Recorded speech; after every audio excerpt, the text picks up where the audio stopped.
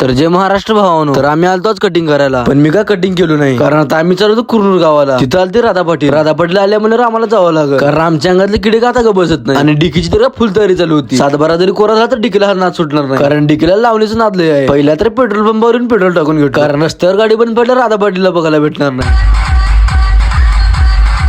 आम्ही इथं आलो पण इथं का जास्त गर्दी नव्हती. राधा पाटलीच्या नादात आम्ही थोडं लवकर चालावं. आणि भैया म्हणत होते स्टेजवरती येऊन ब्लॉग काढ, कारण भैया पण आपलं ब्लॉग बघतात. आणि एवढ्या पब्लिक समोर तर मला वरती जाऊ वाटत नव्हतं. आणि भैयाला एकदा हाय करायला सांगितलं, आणि आम्हाला लागलो तर आता भूक, आणि इथं होतं फक्त वेळ, त्यामुळे आम्ही कोबी मंचुरियन घेतलो. आणि एवढ्यात का आमचं पोट भरणार नाही, त्यामुळे आम्ही आलो वडापाव खायला. तेवढं खाऊन आम्ही जत्रा फिरायला चाललो. नंतर आम्ही जाऊन जागा धरलो.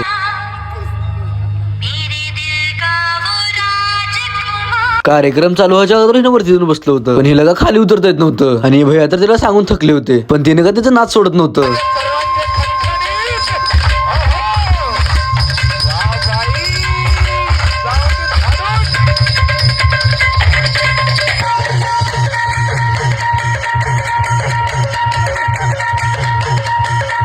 आणि हे ताई तर का झोपून डान्स करत होते.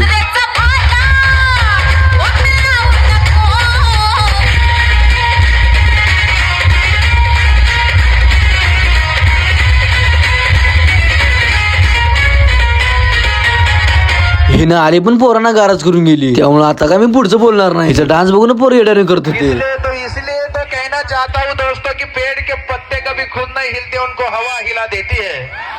कि पेड़ के पत्ते कभी खुद नहीं हिलते, उनको हवा हिला देती है. आजकल के लड़के खुद नहीं बिगड़ते, उनको राधा पाटिल बिगाड़ देती है.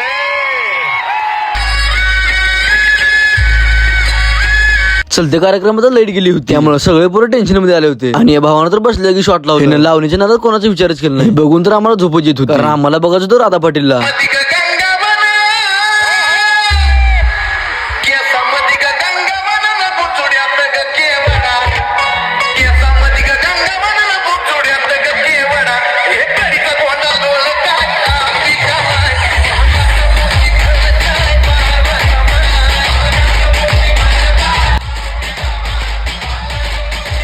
राधा पाटीलची एंट्री झाला, पोरांचं भानच गेलं होतं. खाली बसलेली पुरुष तर उठून नाचत होते.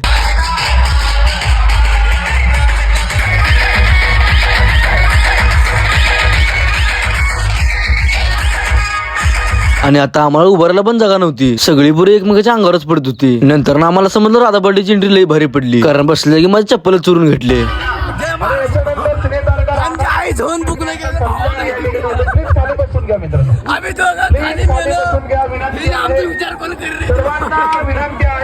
पण मला शेवटी खालून उठावं लागलं, आपल्याला ब्लॉक टाकावं लागतंय.